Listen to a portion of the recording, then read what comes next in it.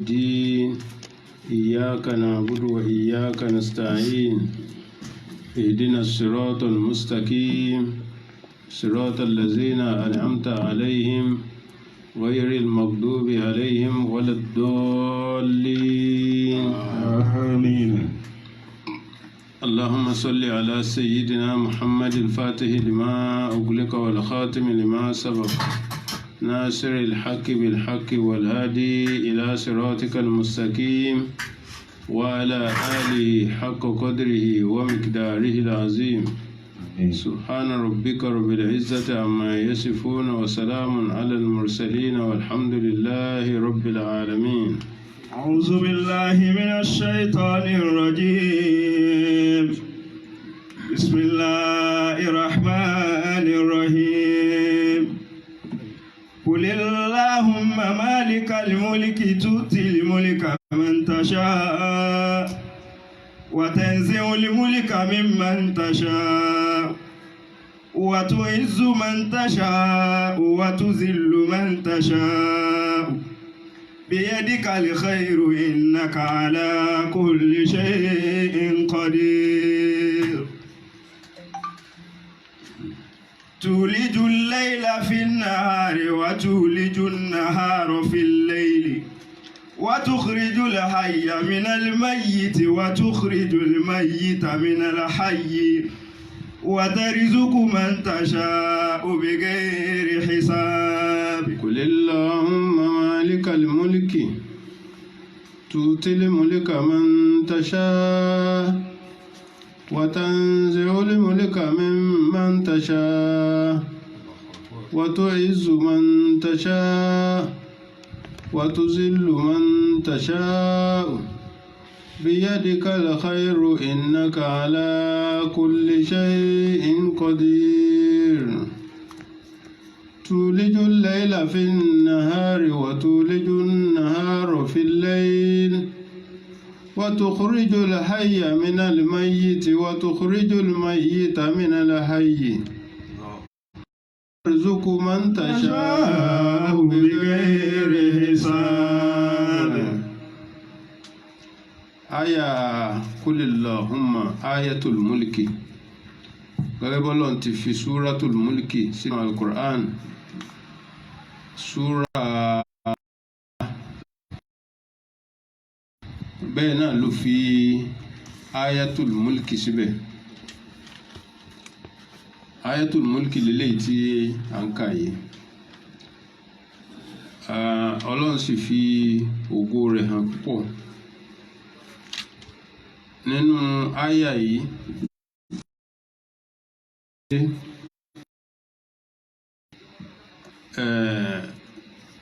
Àwọn nǹkan tá a mú jáde ń bẹ̀ àkọ́kọ́ rí i pé ọlọ́run fẹ́ràn ẹ̀yìn,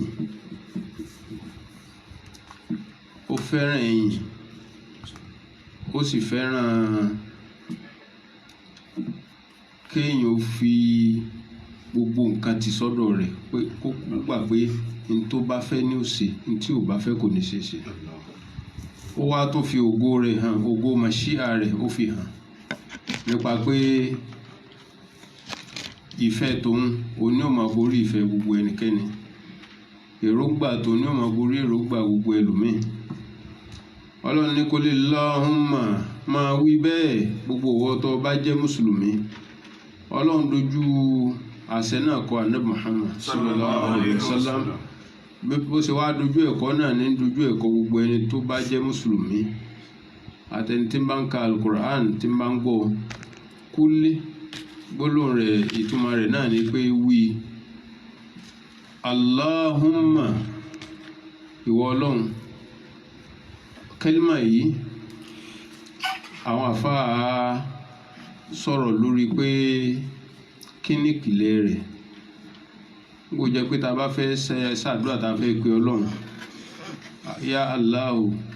ya Rahman, ya Rahim, ya Aziz, àwọn nǹkan tá a máa ń pè nù. Ya Allahu ni ó gbajúmọ̀, ṣùgbọ́n Allahumma àìfìyà sí bá a ṣe máa fi sí yòókù pé yá Allah yá Rahman ní sọ pé yá Allahumma illa shuzuzan torí ara àwọn kọ̀ọ̀kan tán wí bẹ́ẹ̀ àmọ́ kò fi bẹ́ẹ̀ rinlẹ̀. èyí ni àwọn àfáà wá wá ìtumọ̀ rẹ̀.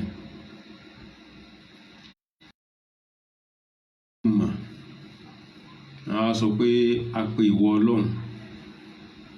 pé òun gangan fúnra rẹ̀ ti ní yá lára ìní ò jẹ́ ká tó sọ pé yá Allahumma. wọ́n ní mímù tó gbẹ̀yìn rẹ̀ Allahumma má tó gbẹ̀yìn rẹ̀ ni òun ló dípò ya tó yẹ ká pè torí tó máa ya ni pé gbólóhùn tá a fi ń pè yàn ni. tí ńgbà tá a ti wá fi yá sí mọ́ torí pé tá a bá sọ pé yá Allah yẹn ni pé mo pè wọ Ọlọ́run mo pè wọ Allah yá Rahman mo pè wọ Rahman. wọ́n níbi eléyìí nísìnyí ní sọ pé yá Allahumma wọ́n wá ní tí ò ní yá sí bẹ́ẹ̀ ni pé mímu ti gbẹ̀yìn ni òun ló dúró fún yá o ti bẹ̀rẹ̀ tó yẹ ká fi sí pé mo pè wọ Ọlọ́run. ọ̀pọ̀lọpọ̀ àfáà tú bẹ́ẹ̀. wọ́n wá ní gbólóhùn náà àáfún mímu ní àáfún lágbára Allahumma àní sọ pé Allahumma bí àwọn àfáà sì sọ ni. àmọ́ èyí tí àwọn àfáà míì darí sí ni pé gbólóhùn ni kìí ṣe pé wọ́n fi mímu rọ́pò yá. mímu ni fúnra rẹ̀ lọ́tọ̀ gbólóhùn àràfin kan ni tó wá lọ́tọ̀ fúnra ara rẹ̀ àmọ́ àdìpọ̀ gbólóhùn náà tí ń jẹ́ Allahumma kò nídìí ya mọ́ àmọ́ kìí ṣe pa yáwù yẹn la gbé wá sí ìgbẹ̀yìn. eléyìí ohun gbólóhùn tó tún fẹ́ ó dàbí pé eléyìí ohun ó tún lágbára ju àwọn tán sọ pé mímú rọ́pò yáwù lọ. àwọn gbólóhùn míì máa wá bẹ́ẹ̀ tó yẹ pé yóò wá lódìdí bẹ́ẹ̀ ni. tí a bá wá fẹ́ sọ̀rọ̀ lórí ẹ̀ a wàá sọ pé ká wo àdàdí ìyẹn àwọn àfáà arọ̀hàníyùn àwọn àfáà tí wọ́n mọ̀ ń pa àṣírí tí wọ́n mọ̀ ń pa nákàlí gẹ́gẹ́ bí àwọn ní ká ṣírò Allahu tá a bá ṣírò rẹ̀ 66 ni nínú lọ́dọ̀ àwọn oníṣàbí. tá a bá wá fi mímù nìkún yóò máa wá jẹ́ 106 torí pé mímù 40 ni lọ́dọ̀ àwọn oníṣàbí tá a bá fi kún yóò jẹ́ 106. so wọ́n wá ní gbólóhùn náà a mú wá látara Allahu àti Muhammadu sallallahu alayhi wa sallam pé mímù tó gbẹ̀yìn Allahumma mímù Muhammadu ni. gẹ́gẹ́ bó ṣe jẹ́ pé gbà tí anabi Adam alayhi salatu wasalam a rí nínú hadisi pé anabi ń sọ fún wa pé nígbà tí anabi Adam alayhi salatu wasalam nígbà tí ó jẹ tó débi èso tọ́lọ̀ ní kó má débẹ̀ tí Ọlọ́run wá ní kán kú ní àlìjánà ká máa lọ sílé ayé ká máa lọ sí kán tó jẹ tó iṣẹ́ àlìjánà ọ̀fẹ́ ni ọ̀fẹ́ ló bá dé àmọ́ láyé ọ̀ọ́sì ní kó tó jẹ. èyí ò làwọn Yorùbá fi máa sọ pé àràgbé láyé ọ̀ọ́sì ní kó tó jẹ ọ̀ọ́rà ni ká tó gbé fún ọ. ó tiẹ̀ jẹ́ pé àwọn ò sọ pé àràgbé láyé kéèyàn lọ wá lọ́nà tí ò tọ́. wọ́n wá ní lẹ́gbà tí Ádámà tó yẹ Ọlọ́run mú kúrò ní àlìjánà tó fi sáyé àtọ̀ àti ìyàwó ẹ̀ wọ́n wá bẹ̀rẹ̀ sí bẹ lọ́hùn wọ́n bẹ̀rẹ̀ sí tọrọ àforíjìn. àdìsí wa ní nígbà tó bẹ lọ́n títí tí ó tètè rí yọnu ìyẹn ló wá sọ pé ìwọ Ọlọ́run mo fọlá Muhammad mo fi bẹ̀ ọ́ sallallahu alaihi wasallam ṣe àforíjì fún mi kó sì gbà mí lẹ́rù.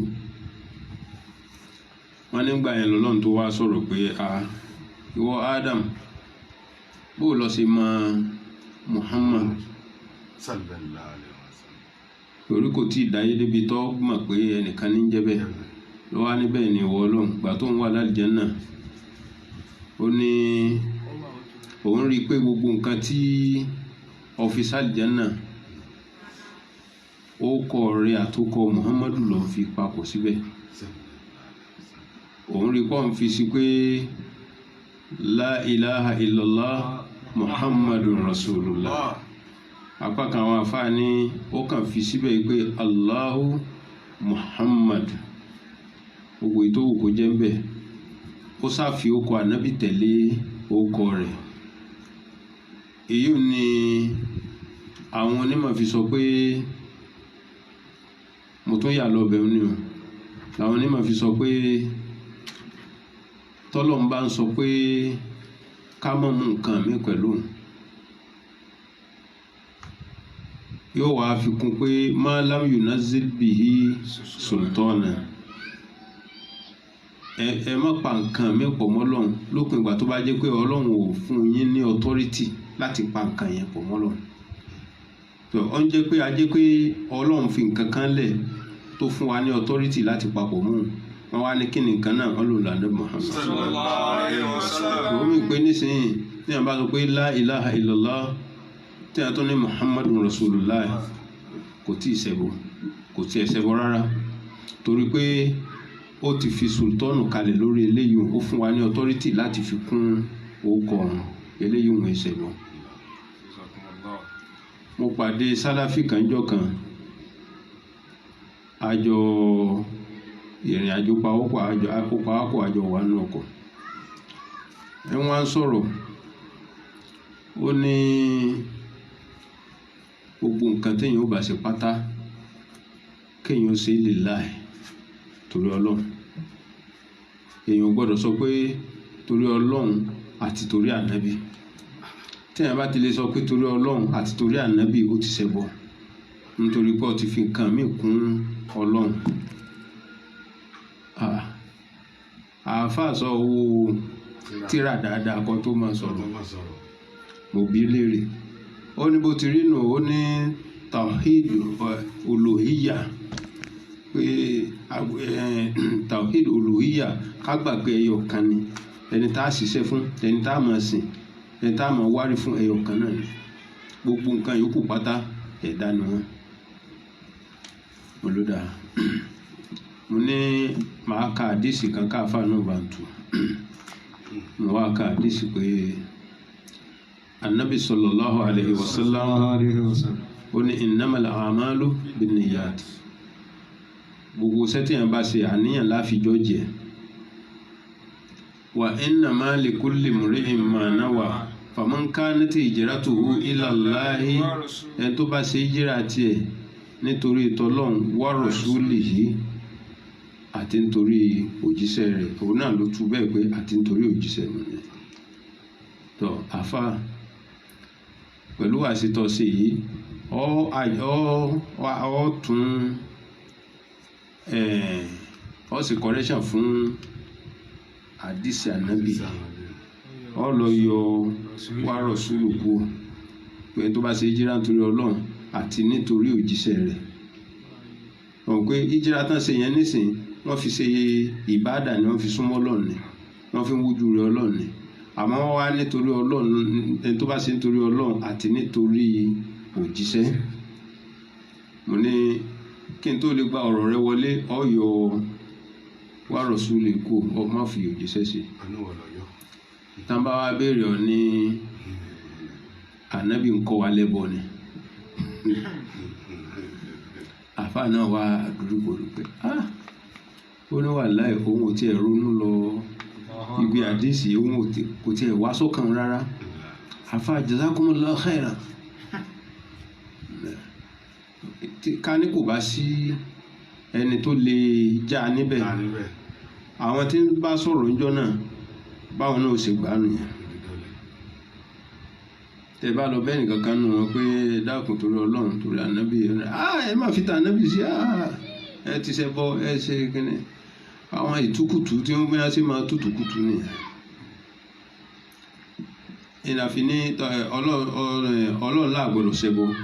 àfi tó bá fún wa ní authority pé àgbọ̀dọ̀ fi nǹkan kan míì kún pípé tá à ń pè wọ́n àfi tó bá fún wa ní authority pé ká fi pè.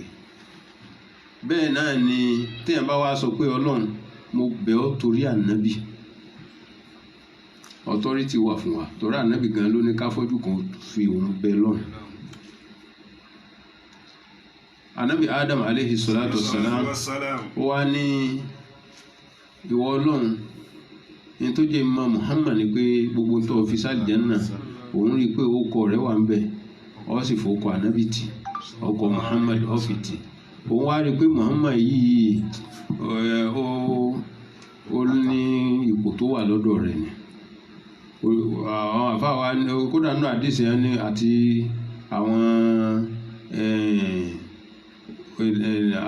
aṣọ ọbẹ̀ ni o ìtẹ́ ọbẹ̀ ni o àwọn abọ́ ọbẹ̀ ni o igbá ọbẹ̀ ni o gẹ́gẹ́ báwa náà ṣe máa ṣe nǹkan láyé tá a sọ pé made by lágbẹ́já sóṣooṣù tó wọ́n á ní Ọlọ́run náà wáyé pé Allah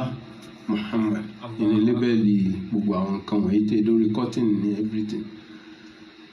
ó ní ìgbà tó ń ti wá rí bẹ́ẹ̀ ló ń fi bẹ̀ ọ́. Ànábì sallallahu alaihi wasallam onígbà tí ànábì Ádámù wí bẹ́ẹ̀ Ọlọ́run wá ní ọ̀dà ọlá Muhammad ọ̀dà kan ní òforíjì sallallahu alaihi wasallam. wọ́n á lóun Ọlọ́run sọ nínú gbólóhùn tó ní fatalaqa Ádámù min rabbihi kalimatin fataba alayhi innahu huwa at-tawwabur rahim. fatalaqa Ádámù min rabbihi kalimatin. fatalaqa Ádámù min rabbihi kalimatin. Ọlọ́run ní Ádámù wá gba àwọn gbólóhùn kan látọ̀dọ̀ Ọlọ́run. fataba alayhi. gbólóhùn tó gbà yìí náà ló wá fi bẹ Ọlọ́run bá gbà. innahu huwa tawwabur rahim. àwọn àfáà wa lo àdìsí tá a kà yìí náà wá fi ní gbólóhùn tó ànábì Ádámù gbà tó gbà látọ̀dọ̀ Ọlọ́run náà ní gbólóhùn Muhammadu Rasulullah. apákan àwọn àfáà sì ní la ilaha illa rabbana zalamna anfusana fa in lam taghfir lana wa tarhamna lanakunanna minal khasirin. wọ́n ní gbólóhùn tó gbà látọ̀dọ̀ Ọlọ́run. so ala kulli hal asáàrí pé àdìsí tí a kà yìí kìí ṣe àdìsí tó lẹ̀ táyọ̀ pé bóyá àdìsí náà ò ṣiṣẹ́ kọ́ àdìsí tó ò fẹsẹ̀ múlẹ̀. fatalaqa Ádámù min rabbihi kalimatin èyí ni Ọlọ́run wá ní àwọn àfáà wá ní Allahu okọ̀ Ọlọ́run máa tí wọ́n fi kún ní Muhammadu sallallahu alaihi wasallam. eléyìí tàrítìbù rẹ̀ títò lera wọn ó dùn gbọ́ bá wọn àmọ́ ká wá sọ pé ya tó wà níbẹ̀rẹ̀ wọ́n kọ́kọ́ change ẹ̀ sí mímu kò kọ́kọ́ tiẹ̀ bá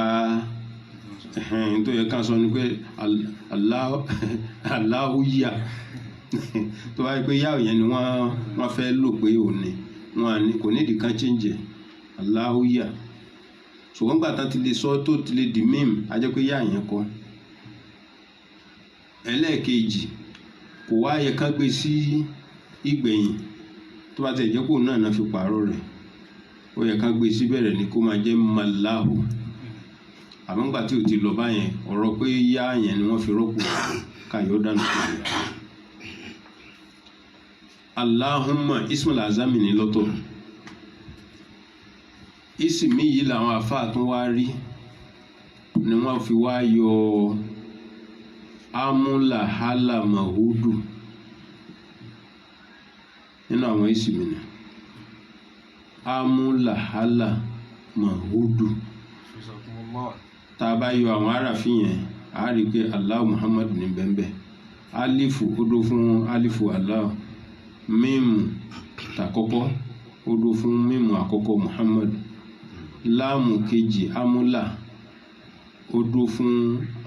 láàmù Allahu tàkọ́kọ́, láàmù àkọ́kọ́. Ha tó wà ní ẹlẹ́ẹ̀kẹrin ó dúró fún harafi kejì nínú Muhammadu ha. Lẹ́yìn náà láàmù tó tún wá tẹ̀lé amúlà hálà, láàmù tó tẹ̀lé nì ló jẹ́ láàmù ẹlẹ́ẹ̀kejì bíi Allah. Lẹ́yìn náà mímù ẹlẹ́ẹ̀kejì amúlà hálà mọ̀ òní mímù ẹlẹ́ẹ̀kejì. Ó wá kù háù ti gbẹ̀yìn Allah àti dáàlù ti gbẹ̀yìn Muhammad ní wọ́n fi ní háù amúlà hálà mọ̀hú. Dáàlù gbẹ̀yìn ti Muhammad olúwa gbẹ̀yìn rẹ̀ tó ń jẹ́ amúlà hálà mọ̀húdù. Allahu akbar, hafizakumullah. Ara àwọn ìsìnmi táwọn afá ń lò ní.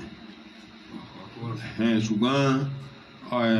ìwọ tó bá ní ọ̀hún wá ìsìnmi káàkiri nínú Sahih Bukhari àbí nínú As-Sihah Sit, àwọn àdìsí mẹ́fẹ̀ẹ̀fà, ta ló sọ fún ọ pé gbogbo àdìsí ibẹ̀ náà ló lálàáfíà? Ṣé gbogbo àdìsí ibẹ̀ ló lálàáfíà? Àbí gbogbo ọmọ ànábì pátá ló wá parí síbi As-Sihah Sit, kò tí màmí ìta gbà lọ́dọ̀ rẹ̀ mọ́? Ó kọ Ọlọ́run sì ní kò lálà, ó kọ Ọlọ́run ò lálà. Èyí ni ìtàfi mọ̀ pé àwọn ọkọ̀ tó pọ̀ ń bẹ ńlẹ̀ tọ́lọ́run ò tiẹ̀ fi hàn, tí ò gbé jáde, tó yẹ pé ẹnìkọ̀ọ̀kan ní máa fi hàn nínú àwọn ẹrú rẹ̀ tó bá yọ́nú sí. Ó ní tá a bá lọ wọnú àdìs, wọ́n ní inú àdúrà tí ànábì máa ṣe, Allahumma inni as'aluka, mò ń bẹ̀ wọ́ Ọlọ́run, bikulli ismin huwa laka, pẹ̀lú gbogbo ọkọ̀ tó jẹ́ tiẹ̀. Sammaita bihi nafsak. Àwọn ọkọ̀ tá à ń wí yìí, gbogbo ọkọ̀ tá à ń wí ń bẹ́nu rẹ̀ tó jẹ́ pé ìwọ Ọlọ́run ló pera rẹ̀ bẹ́ẹ̀, gẹ́gẹ́ bí Allahu Ar-Rahman Ar-Rahim, Bismillahir Ar-Rahmanir Rahim, Kulidulaha Awidu Rahman. Gbogbo àwọn ọkọ̀ wọ̀nyí ìwọ ló sọra rẹ̀ bẹ́ẹ̀. Mo fi gbogbo orúkọ tó pera rẹ̀ tó yẹ pé ìwọ ló sọra rẹ̀ bẹ́ẹ̀ mo fi pè ọ́. Aw allamta ahadan min ibadik. Sammaita bihi nafsaka aw anzaltahu fi kitabika. Àbí bẹ́ẹ̀ sì kọ́, ọ sọ kalẹ̀ sínú tírà rẹ̀, àwọn tí wọ́n ka tírà wọn wò wọ́n ṣàjọ. Aw istasarta bihi fi ilmi al-ghaybi Aw indak. allamtahu ahadan min khalqika. Ẹlẹ́ẹ̀kẹta, tàbí ó kọ́tọ́ fún ẹnìkan nínú àwọn ẹ̀dá rẹ̀ tó fi hàn wọn yòókù. Ibi tí àwọn alùsùnà ibi tí wọ́n ti fìdí rẹ̀ mìíràn tí wọ́n máa sọ pé Du'aul Ma'thur, Du'aul Ma'thur, àwọn ọkọ̀ tán bá gbà wá nù àdìsí, àwọn àdúrà tán bá ti gbà wá ń bẹ̀ nìkan ńlá lè ṣe. Èyí tí wọ́n bá ti gbà wá ń bẹ̀, tá a bá rí pé wọ́n kọ́lẹ̀ lákọ́lẹ̀ nínú àdìsí, a gbọ́dọ̀ ṣe. Bídíà ni, haram ni. Ibi tí wọ́n ti fìdí rẹ̀ mìíràn. Aw allamtahu ahadan min khalqika. Àbí ìwọ Ọlọ́run ó kọ̀ yìí ó fi kọ́ ẹnìkan nínú àwọn ẹ̀dá rẹ̀ táwọn yòókù mọ̀, òun nìkan ló mọ̀, òun lọ́kọ́. Bó náà bá wá fẹ́ kẹ́lòmíì ó mọ̀, òun náà tún kọ́ yàn, ó wá di nákàlí. Ṣé n tán pé nákàlí ni pé wọ́n mú láti bí nákìlù, ká gbé nǹkan láti ibì kan ká shift ẹ̀ sí ibòmíì, tí ń jẹ́ nákìlù nù. Nákìlù yẹn làwọn àfáà wa lé pẹ̀lú ahọ́n Yorùbá náà wá sọ di nákàlí. So nákìlù yìí Ọlọ́run a máa fún ẹlòmíì ní ìsinmi. Ìgbà míì ń bẹ ó lè jàtòjú òun, ìgbà míì ń bẹ ó lè jẹ́ ilham téèyàn kàn jòkó lásán tí ó sì sọ sí lọ́kàn pé Ọlọ́run báyìí. Tá a bá ti wò ó tí ò bá ti sí pé ètò onítùmọ̀ kan tó lẹ́bọnú, kò sí láìfi mẹ́. Ṣùgbọ́n ká wá sọ pé dandan àdúrà tí ò bá ti sí nínú kìtàbù wa sunna, haram ni, bídíà ni, tó bá ṣe bídíà, gbogbo eléyìí ń pátá ara àtúkùtù tí àwọn alùsùnà ń tu ni. Ọlọ́run a máa fún ẹrú ní orúkọ míì tí ó máa jẹ́ àṣírí, òun náà ni wọ́n ń pè láṣírí, wípé ó ní àṣírí lọ́wọ́, yẹn ni pé ó ní ìsìmí tó dámọ̀ fúnra rẹ̀ táwọn míì ò mọ̀, tó bá wá fẹ́ yóò máa jáṣírí ńgbà yẹn tí ò bá ti fún ẹlòmíì, tó bá ti lè gbé ìfẹ́ lòmíì pé ìsìmí kan bẹ báyìí ni, tó bá ti lè fún ẹni yẹn ó ti di nákàlí. Ibi tí nákàlí ti wá nù, ibi táṣírí ti wá nù. Aw allamtahu ahadan min khalqika, abọ́ fi mọ ẹnìkan nínú àwọn ẹ̀dá rẹ̀. Awista asarta bihi fi ilmil ghaibi indaka, àbí bẹ́ẹ̀ sì kọ́ ọ̀tí ẹ̀ wá fi hàn kankan, ìwọ náà lọ́mọ pọ̀ ń jẹ́ bẹ́ẹ̀, ọ̀sì fẹ́ lómi. Irú ọkọ̀ náà ń bẹ bẹ́ẹ̀. Irú ọkọ̀ tí Ànábì sallallahu alaihi wasallam tó sọ wípé tó bá dijọ́ àlìkìyàmà tí gbogbo ẹ̀dá bá péjọ tí wọ́n wá ń retí kọ́lọ́hún ó ṣèdájọ́, tí Ọlọ́run náà wá ń wò wọ́n ràn, wọ́n wàá máa káàkiri, wọ́n lọ bá Ànábì Ádámà, ìwọ lọ kó wa kú l'Àlùjánnà, lọ kó wa wáyé, ọ̀rọ̀ ló délẹ̀ yìí, ìwọ náà wà lọ bọ́lọ́run sọ̀rọ̀ bí ó ṣe gbà wá. Ádámù wà ní rárá o, apá àwọn ò ká ilé ìtẹ́ gbé wáyé, ẹ lọ́dọ̀ àwọn ọmọ mi, wọ́n máa wá tì Nuhu, Ibrahim alayhi salam, Nabi Musa, Nabi Isa. Wọ́n bá dọ́dọ̀ Nabi Isa, òní wàá sọ fún wọn pé ṣé ẹ fẹ́ gbóòótọ́ ọ̀rọ̀, ẹ má wulẹ̀ káàkiri kankan mọ́, ẹni tó tọrọ yìí yanjú lónìí òun náà ni Muhammad sallallahu alaihi wasallam. Ẹ lọ bá, tí wọ́n bá wá lọ bá, nígbà òun náà wàá sọ pé analaha, èmi náà lápá mi ká lónìí, èmi náà mo tó kojú Ọlọ́run lónìí. Sallallahu alaihi wasallam. Olówó wa bọ́ sí abẹ́ àláràṣẹ Ọlọ́run, òun ó wàá forí kanlẹ̀ fún Ọlọ́run, ó wàá ṣẹ̀ṣẹ̀ bùn ní ìsìmí tóun ó fi pè é níjọ́ náà.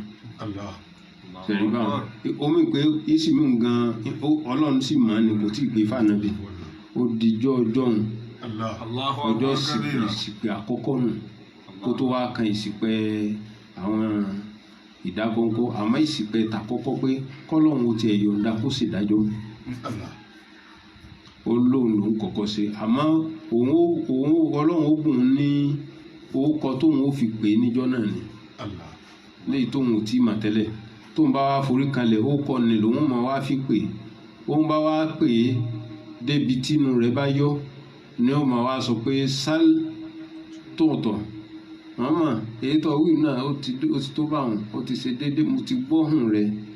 yóò tún máa wá kí àní mo ti gbọ́ sẹ́ ní tó bá kú tó ń fẹ́ nìkan béèrè ń sì ṣe fún un.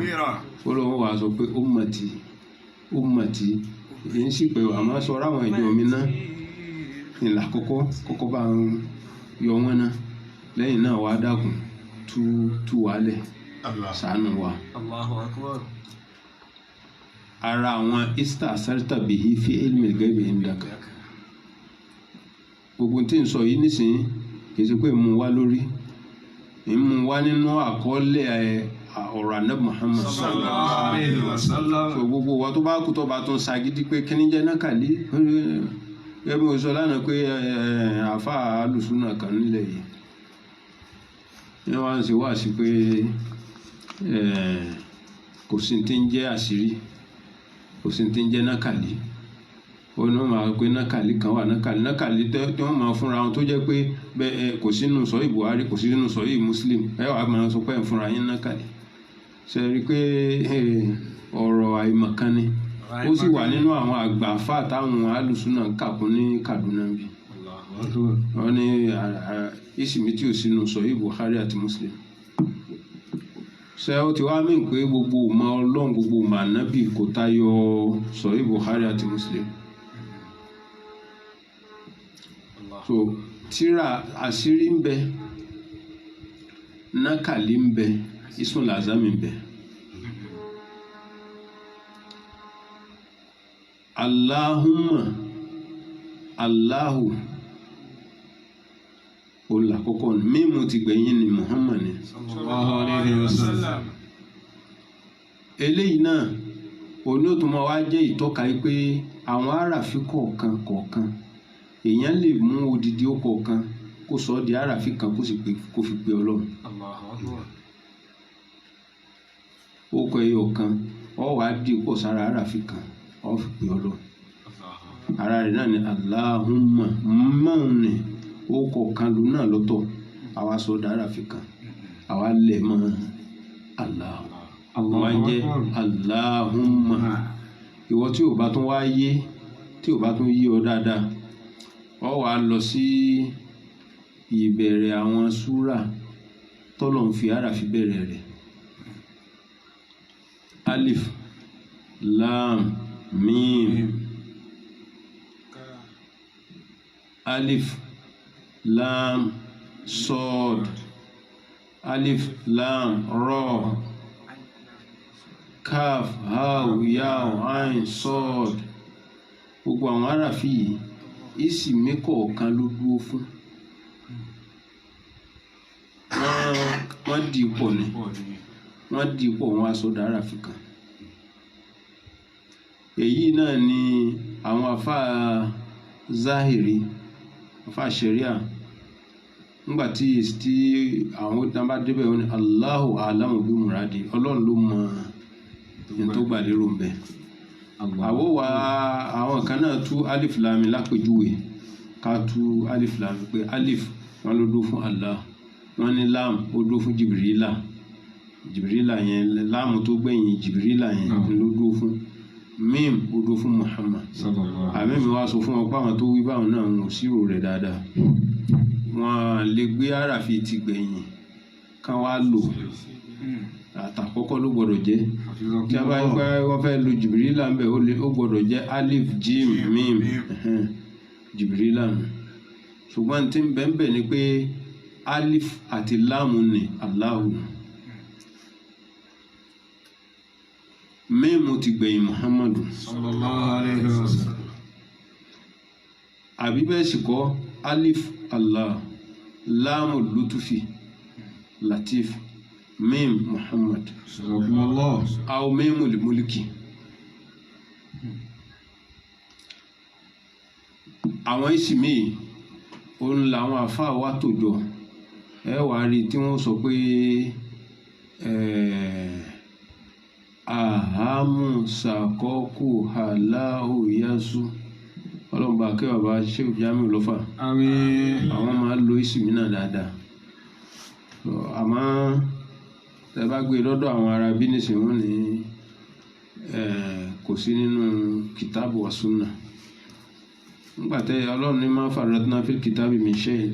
kò sí tí ò sínú tíra bẹ́yìn ò bá mọ̀ wá lẹ́ pé mọ̀ wá àmọ́ ká pé ìsìmí kan kò sínú kíní mọ̀ wá ni. àwọn àràfíù náà ní gbogbo àhámùsàkọ́kù Allahu yasu tẹ́ bá tu délẹ̀ kò sí àràfí kankan bẹ́ẹ̀ tá a ní rí nínú àwọn àràfí tọ́lọ̀ fi bẹ̀rẹ̀ àwọn súra tá à ń wí.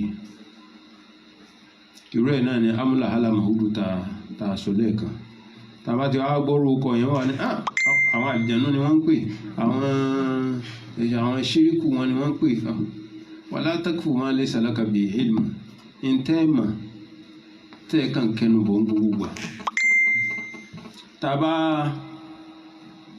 a bá fẹ́ túlé dáadáa Allahumma ẹ̀yọ̀ kan yìí àwọn àtúmọ̀ tí ń bẹ lábẹ́ rẹ̀ tá a bá ní ká máa tú jọ́kìní jọ́kẹta àníkù ń bẹ. ṣùgbọ́n Ọlọ́run gbé wá ó ń jẹ́ ká máa mọ̀ pé àwọn àṣírí orúkọ Ọlọ́run bẹ lóríṣiríṣi tí ò níye.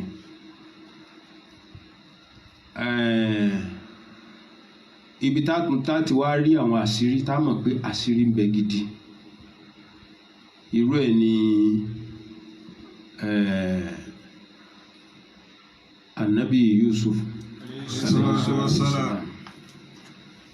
nígbà tí wọ́n fún un nírò pé bàbá rẹ̀ sunkún Anabi Yakubu alayhisalam ó sunkún nígbà tí ò rí Anabi Yusuf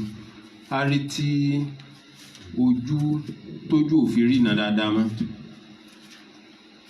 ẹkún téèyàn bá sun tójú fi yíbò tí ò rí iná dáadáa tí ò rí iná mọ́ kì í ṣe pé kò rí iná dáadáa kò rí iná mọ́ nígbà wọn wá sọ fún bẹ́ẹ̀ ó wá ní izhabu bikomisi haza ẹ̀wù mi yìí ẹ gbà á ẹ lọ mú bá bàbá mi Yakub fàlùkù aláwọ́jì àbí ẹ wá lọ fi kan bàbá mi lójú yá ti bàṣẹ́ra tẹ́ ẹ bá ti fi kàn án lójú báyìí ojú rẹ̀ ó là lẹ́ẹ̀kan náà ni wà á tún níbi àlèkùn ajma'in kódà níbi tó dá lójú dé kò sọ pé inshàlá ó tẹ́ ẹ bá ti fi kàn án báyìí ojú rẹ̀ ó sì là ní. ẹ wàá bí àáfà sálàfí pé kóun náà mú ẹ̀wù tiẹ̀ kó lọ fi kan ojú afọ́jú wò kó ka Buhari àti Muslim sára ẹ̀wù rẹ̀ kó lọ fi la kó fi bọ́ afọ́jú lójú bóyá yóò gbádùn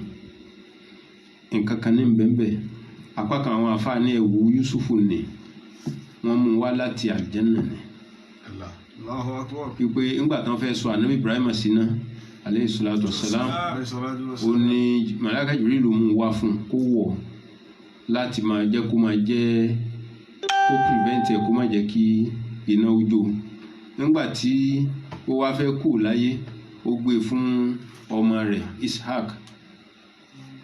nígbà tí Ishaq náà fẹ́ kú láyé ó gbé fún Yakuba nígbà tí anabi Yusufu wá fẹ́ jáde tí àwọn ọbàkan rẹ̀ láwọn fẹ́ mú jáde pé kó bá wọn ṣeré jáde àwọn fẹ́ dẹ̀gbẹ́ lọ bàbá rẹ̀ wá ní inni akhafu antazabu bihi wa akhafu an yakula zibu ṣé kìí ṣe tẹ́ mú lọ tẹ́ wàá dé tẹ́ ní ìkòkò ti jẹ ọmọ mi àbá oníṣẹ̀lẹ̀ àbá ti pọ̀ tó yìí ìwọ́wọ́ kẹ́nẹ̀ kan bàbá ò trọ́sì àwọn yòókù ó wá mú ẹ̀wù tó jogún lọ́dọ̀ bàbá rẹ̀ Isiaka ó wá gbé fún ẹ̀wù ni òun lòun náà wá jogún ó wá gbé pamọ́ kódà wọ́n ní wọ́n ṣe ọ̀pá fún ẹ̀wù ni tí wọ́n fi ihò sínú ọ̀pá yẹn ẹ̀wù yẹn wá rì bọ̀bẹ̀ so ọ̀pá yẹn ànábì Yusuf a máa lò gẹ́gẹ́ bí ọ̀pá àṣẹ nígbà tí wọ́n wá fún un nírò tí pé bàbá rẹ̀ ò rí iná mọ́ ó wá mú ẹ̀wù yẹn pé isabu bihi wa alku aláwájí àbí yàtì basira wa tuni bihalikum ajma'in. àṣírí kan nù. ọ̀nà kejì kí n tó fún yín lápèjúwe mi anabi Suleiman alayhi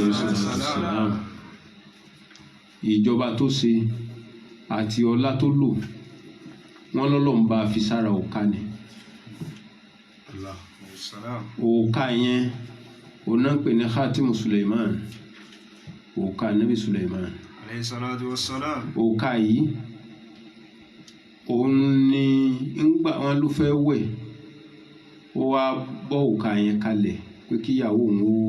mú un lọ́wọ́ ó bọ́ sílé ìwẹ̀ tán làlìjànú kan bá gba àwọ̀ anabi Suleiman ló bá lọ gba òka pé kó bá òka tó ń gbé fún lẹ́ẹ̀kan kó gbé wá ìyàwó bá gbé fún kò mọ̀ pé kìí ṣe ọkọ òun ni ọkọ wẹ̀ tán ó jáde òkadà ibẹ̀ tí wàá gba òka nísìnyí níbo òka kí ló ẹ tí ó ti náà lè wá gbé bẹ́ẹ̀ náà lẹ́ni mo wá nísìnyí pé nǹkan dé bí àjànú sì gbàjọba nù òun àjànú wa ń lo òka ni anabi Suleiman náà wá rí ọ́fíìsì kò rárá ààfin wọ̀ mọ́ ló bẹ̀rẹ̀ sí ṣe ń bá ń lọ káàkiri kódà ńgbà tí ò sí nǹkan kan mọ́ gan ó padà lọ kọ́ṣẹ́ má ṣe ń pẹja ẹja ní wọ́n ń pa kì í ṣe pé àfẹ́ pìtàn yẹn lọ gúngùn ṣùgbọ́n ọlọ́run sápadà àlákà ó padà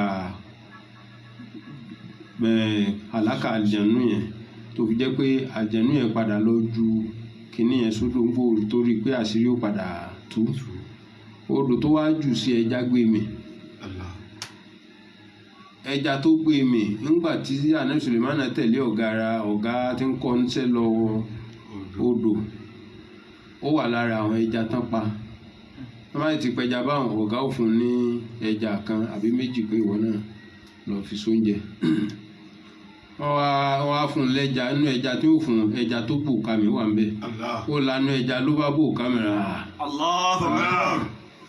bá fi sọ́wọ́ padà ó fi sọ́wọ́ padà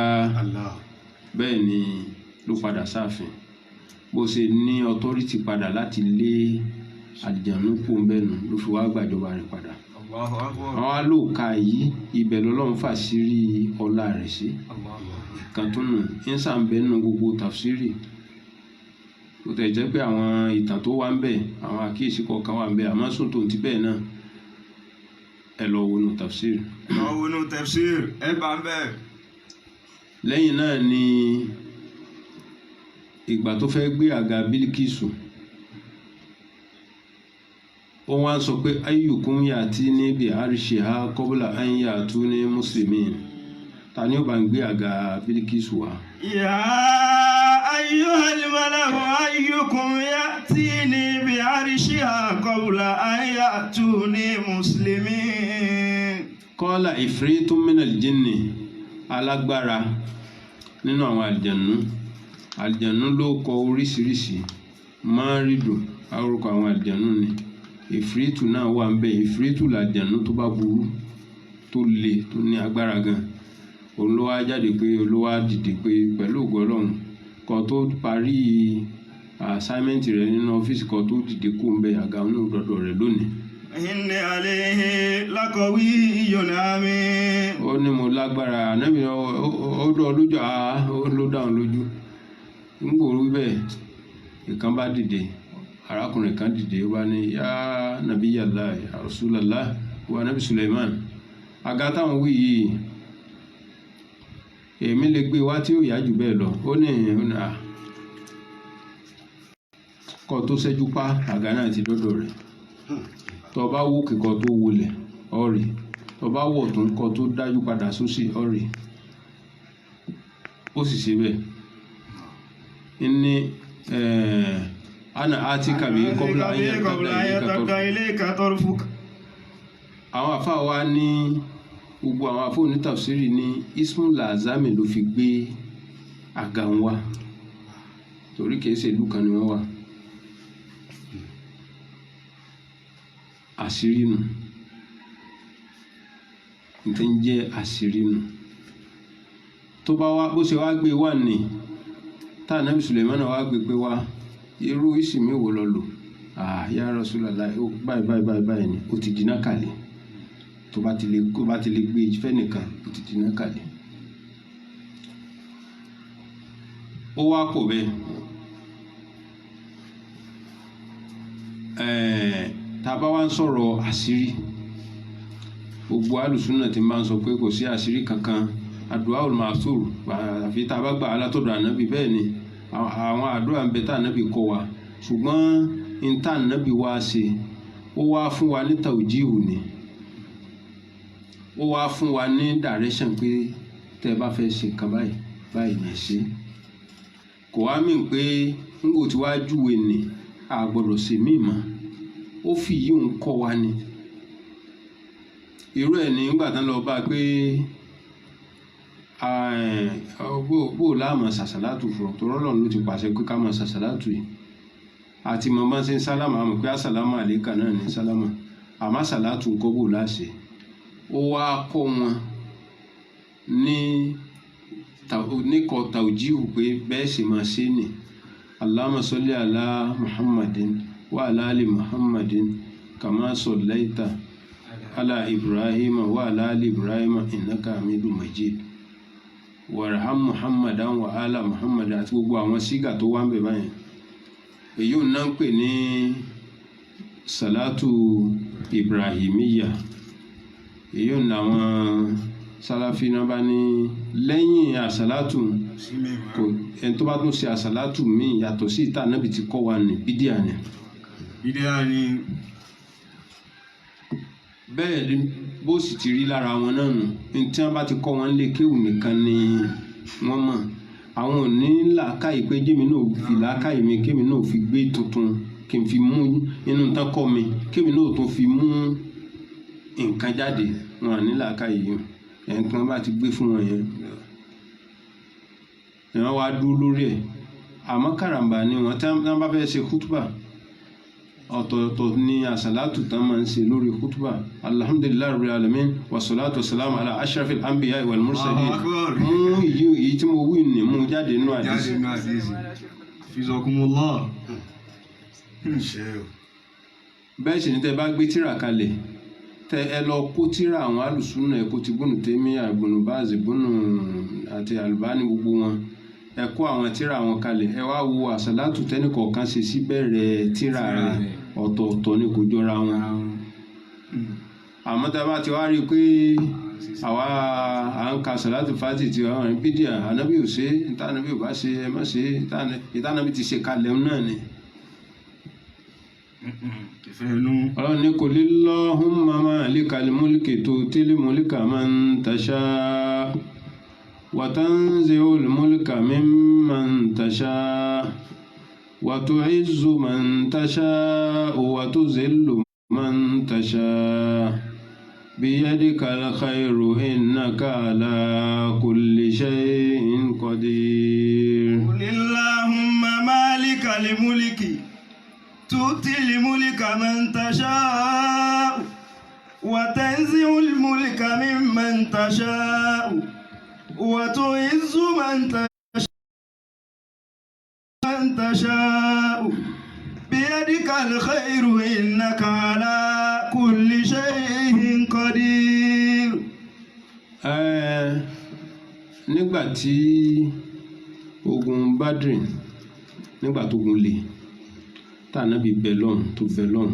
sallallahu alayhi wa sallam nígbà tó jáde kú ní tó bọ́ síta níbi tí wọ́n kọ́ fún gẹ́gẹ́ bí ààyè àgọ́ tán ṣe fún ó wá ṣàdúrà tán ó jáde ó wá kó ààbò ìyẹ̀pẹ̀ ńlẹ̀ ó wá dà lù àwọn ó wá ní shahatil wujuh ó wá wí bẹ́ẹ̀ ó wá dà lù kẹ́límà tó wí ní shahatil wujuh àṣírí kan ló wà ń bẹ yóò bá sáṣírí kankan bẹ́ẹ̀ ni kó kàn dá lásán náà ni kí ló fẹ́ wí kankan sí àmọ́ ń kò tí ní shahatil wujuh àṣírí kan ló lò lára kẹ́límà náà èyí làwọn bá fi nígbà tó dà báwọn ọmọ ogun kèfèrí ṣe pọ̀ tó 1000 yẹ̀pẹ̀ ọwọ́ kan ó sì kárí gbogbo ojú gbogbo wọn lẹ́yìn tó jẹ́ pé ó kan kò sẹ́ni tí ó wọ̀ lójú nù wọn tí yìí wọn ò bá tún tó yẹn nígbà tí wọ́n lọ ṣe mọ́lé ní Mẹ́kà tí wọ́n ti ń gbúròó pé ó fẹ́ ṣe hijira lọ Madina sallallahu alayhi wa sallam wọ́n wá lọ ṣe mọ́lé wípé ẹnu ọ̀nà tí ó kú gbà jáde náà ni tí máa ti ń jáde báyìí wọ́n wá mú gbogbo ìdílé kọ̀ọ̀kan nínú àwọn Quraysh wọ́n mú ọ̀dọ́ kọ̀ọ̀kan bẹ̀ tó mọ ìdá sá dáadáa pé kó náà mú dà lọ́wọ́ sùtàn náà bá ti jáde báyìí àwọn ó jọ sá apá ni torí kí wọ́n má lè sọ pé ìdílé ẹnìkan ló pa wọ́n gbà tó yẹ pé gbogbo àwọn làwọn sá ní sọ̀rí kọ̀ọ̀kan àwọn kò ta ni wọ́n fẹ́ èèyàn mélòó wọ́n fẹ́ bá jà wọ́n wá pèsè ọ̀nà rẹ̀ nígbà tí Ànábì fẹ́ jáde sallallahu alayhi wa sallam ó nǹkan méjì ló ṣe ń bẹ̀ ẹyọ kan làwọn àfáà sọ ohun sọ kejì ó lo ọ̀wọ̀ ó sì lo ìṣújú tó lò ó ní pé ó bu yẹ̀pẹ̀ ńlẹ̀ ó wá ka Yasin sí ó kà láti ìbẹ̀rẹ̀ Yasin wal Qur'anil Hakim innaka laminal mursalina ala siratin mustaqim tanzilal azizir rahim litunzira qauman ma unzira aba'uhum fahum ghafilun laqad haqqal qawlu ala aktharihim fahum la yu'minun إنا جعلنا في أعناقهم أغلالا فهي إلى الأذقان فهم مقمحون وجعلنا من بين أيديهم سدا ومن خلفهم سدا فأغشيناهم فهم لا يبصرون. ó kà dé pẹ̀hùn ó kà sára yẹ̀pẹ̀ ó wá kà sára yẹ̀pẹ̀ ó sì fọ́n sí àwọn kèfèrí gbogbo wọn sì sùn lọ báwò títí tá Ànábì fi jáde wọn mọ̀ sallallahu alayhi wa sallam. ìṣojú tó lónìí. ẹlẹ́ẹ̀kejì ọ̀wọ̀ ó lo ọ̀wọ̀ ó sọ fún Sayyidina Ali ó ní kó sùn lórí ìtẹ́ òun ó sì mọ̀ pé wọ́n fẹ́ pa òun ni òun wá ti jáde wá ní kí Sayyidina Ali ó sùn lórí ìtẹ́ òun kó daṣọ borí ká máa rò pé òun lòún wà ń bẹ̀ ni so tó ń bá jáde tán gan tán bá jí tán bá sì ń wo Sayyidina Ali lórí ìtẹ́ wọn lò náà ló sì wà ń bẹ̀ ẹja dúró ẹja máa wòran ẹja ṣáàjò jáde. ńgbà tí wọ́n padà rí pé Sayyidina Ali ni kí ló yẹ kí wọ́n ṣe ó yẹ ká sápa ni ó Ànábì wá fi ọ̀wọ̀ sí i la ọ̀wọ̀ yẹn ni ò jẹ́ wọ́n lè rí kankan ṣe fún Ali torí tí o bá ṣe ọ̀wọ̀ ni ìbínú pé wọ́n lọ wá tàn wá látàná kékeré wọ́n sápa ni ọ̀wọ̀ nu. so tó bá ní kò sí àṣírí ibi tó bá mọ̀ mọ́ ńlá fi ní èèyàn alùsùnà ìgbàgbọ́ tẹ níyẹn pé àwọn oníṣòwò máa sọ pé kò lè yé yín kò lè yé yín lóòótọ́ ọ̀nkan bẹ gbogbo yìí tá à ń sọ yìí nísìnyí ẹ kúkú kà kì í sì pẹ́ kà àmọ́ ńgbà tí ò sí làákàyà àti gbé nǹkan sí nǹkan ẹni tán bá kàn ti gbé sí wọn lọ́wọ́ báyìí náà ni ẹ pé kò sáṣìírí gbogbo yìí tá à ń sọ yìí náà ṣé kì í ṣàṣírí ṣé gbogbo eléyìí ṣàṣírí tó fún délé báyìí Allahumma ismul azami ni Malikal mulki ìwọ lọba tó nìkápá ọlá ìwọ ló ń ṣèjọba ìwọ lọba tó ń fẹ́ ẹni tó bá fẹ́ sípò ìjọba yóò máa wá ṣiṣẹ́ tó fẹ́ ṣe lára àwọn ẹrú rẹ̀ àwọn èèyàn àwọn tí ò bá wá nímọ̀ wà máa rí ẹni tó jẹ́ ìjòyè yẹn làwọn máa rí pé ń ṣe nǹkan yẹn wọn à ní mọ̀pọ́lọ̀ ní ṣe tó bá ṣe dáadáa wọn à ní Buhari try ó ṣe kínní kò sí tíráyì kankan tó fẹ́ ṣe Ọlọ́run ni ṣe tó bá sì wá ṣe tí ò bá tẹ́ wọn lọ́rùn náà kò gbá rí nǹkan kódà kò dáa pàápàá Ọlọ́run sì ni. Malikal mulki. Ọlọ́run bá ní tí ń jẹ́ ọlá agbára ipò ìjọba ọwọ́ rẹ̀ ló wà òun ní darí èbó bá ṣe fẹ́ tu'til mulka man tasha. tu'til mulka man tasha wa tanzi'ul mulka mimma tasha wa tu'izzu man tasha wa tuzillu man tasha biyadikal khayru innaka ala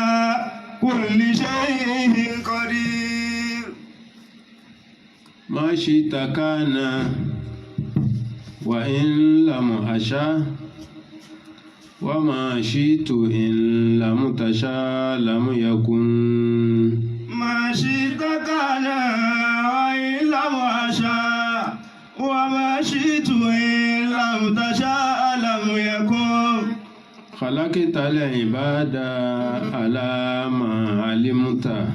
khalaqtal ibada ala ma qadarta khalaqtal ibada ala ma alimta wa bil ilmi yajri al fata wal musin. Khalaqtal ibada ala ma alimta khalaqtal ibada ala ma qadarta khalaqtal ibada ala ma alimta wa bil ilmi yajri al fata wal musin. على زمننت وهذا خزلت وهذا أهنت وهذا لم تعن على زمننت وهذا خزلت وهذا أهنت وهذا لم تعن فمنهم شقي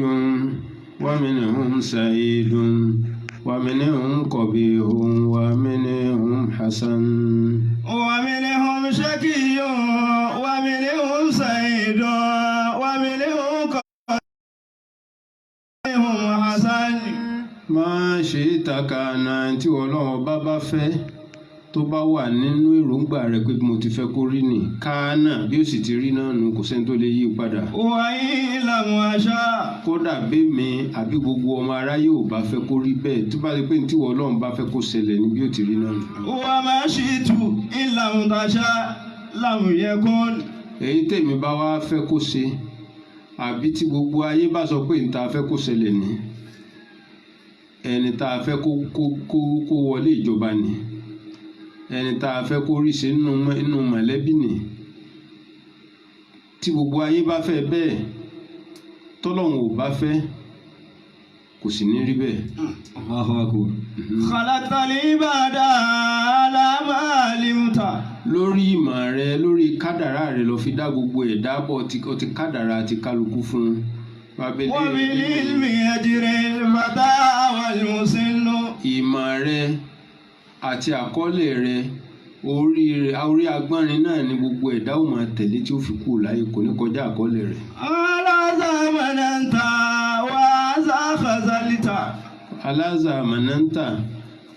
inú ẹbí ìwọ náà ni ọmọ ìyá méjì ẹ̀gbọ́n àtàbúrò àbítáyà àti kẹ́hìndé aláza mọ̀nàntà ọ̀fúntáyé ọ̀kẹ́ ọ̀dàlọ́lá wàhálà khazalita ọ̀sẹ̀ parísì kì í mọ́ kẹ́hìndé rẹ̀ la. Allahu akbar. wàhálà làmùtúin. táyé kẹ́hìn lè jọ du ipò wọ́n lè jọ gíráduwétì ní ọdún kan náà bí wọ́n bá fẹ́ ṣiṣẹ́ wọn tí wọ́n bá fẹ́ bẹ̀rẹ̀ iṣẹ́ ẹnìkan wá ń rí tajé ṣe ẹnìkan ò rí ṣe ọwọ́ rẹ̀ náà ló wà. wa minhum shaqiyyun wa minhum sa'idun. wa minhum qabihun. ń bẹ́ nù wọn ọ̀dá tọ̀dá ọmọ bàbá kan náà ọmọ ìyá kan náà ọmọ mẹ̀lẹ́bí kan náà ọ wàá sẹnìkan kóun máa sórí ibú lọ́ntì ẹ̀. fàmínà ń sẹ́yìn bí ti olórí ibú bá tẹ̀ sórí ibú lọ́ntì ẹ̀ olórí rẹ̀ ó sì máa sórí ire ntì ẹ̀. wàmínìhùn qabihun wàmínìhùn hasan. ń bẹ́ nù wọn tó burẹ́wà ń sì ń bẹ́ nù wọn tó rẹwà ìwọ náà lọ́rọ̀ kálukú bó ṣe wù ọ́. ńlá fi ní qul Allahumma malikal mulki tu'til mulka man tasha'u ẹni tó bá wù ọ́ Ọlọ́run ọba ọ sì dá lọ́lá. tanzi'ul mulka mimma tasha'u. bó bá tún wá wù ọ́ ọ tún gba ọlá lọ́wọ́ ẹlòmíì nínú àrà tọ́lọ́run máa dání yóò gbé ọlá fẹ́lòmíì tí ìrandíran rẹ̀ ò lọ́lá rí. yóò kàn fà á yọ nínú wọn náà ni yóò sì gbọ́lá fún un. gbogbo wa la gbọ́ ìtàn Masudi Abiola ọlọ́mọba kẹ àṣàlékún kẹ fún wa la gbọ́ tàn rẹ̀ pé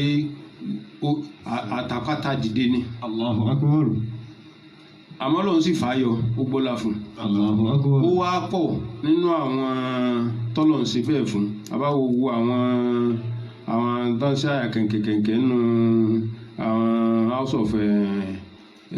assembly ni rep ni àwọn ṣe gbogbo wọn báyẹn tá a bá wò nu gbogbo wọn náà kọ́ ni wọ́n ti ara ọlọ́lá dìde ń bẹ́ nu wọn tí ìdílé wọn gbọ̀n lẹ́bí wọn ìrandíran rẹ̀ ò ní nǹkan kan rí ọlọ́kàn mú un nù ó sì fàyọ̀ ṣùgbọ́n tí wọ́n wá ṣe làákàyèsí ni pé kí wọ́n wá ronú pé èmi nìkan mà kọ́ nínú ẹbí mi làákàyè wọn máa wá sọ fún wọn pé mo kàwé ni mo múra sí ẹ̀kọ́ mi ni mo gbìyànjú mi ni làákàyè wọn ò ní jẹ́ ká mọ̀ pé Ọlọ́run ló ṣe é bó ṣe wá wọ Ọlọ́run bí ṣe máa gbọ́lá fún ẹni tó bá fẹ́ nù ṣùgbọ́n àìwá gbà tọmọ aráyè fẹ́ gbà pé ibi tọ́lọ́run gbé nǹkan sí ni ibi tó fẹ́ tó wù nù èyí ńlá máa wá fa wàhálà èyí náà la fi ní democracy ìparun bẹ̀ àgbákò bẹ̀ pọ̀ ju dáadáa bẹ̀ lọ. Torí nísìnyí ẹni tẹ́ ẹ bá jọ du oyè tí kan wọlé ìjọba tá a wà nísìnyí APC ló wọlé léyìí tá a dì kọjá yìí PDP tí ò wọlé nì gbogbo ọ̀nà tí ó máa sá àtàdúrà tí ó máa gbà ni pé kí APC ó má ṣàṣeyọrí. Allahu Akbar. Torí tí APC bá lè ṣàṣeyọrí PDP ò ní rọ́wọ́ mú mọ́. Ájò yìí àwọn náà máa wá sí máa bá mọ bí wọ́n ṣe lè ṣe tí ó fi bàjẹ́ wọ́n sì gbégbá kó má fi rọ́nà lọ. So tí o bá ti wá rọ́nà lọ́hùn ayé ó máa pé Buhari ò dáa APC ò ṣe kíní kan ò ṣe tó bá dìgbà election mi wà kálukú ní APC kíni wọ́n gbogbo wàhálà tá a ṣe náà kíni wọ́n ṣe wọ́n darí padà sọ́dọ̀ PDP. tí PDP náà bá tún wọlé APC náà tún ní okùnbi tí ó gbà torí tóun náà bá lè ṣàṣeyọrí àwọn onírọ́wọ́ mọ́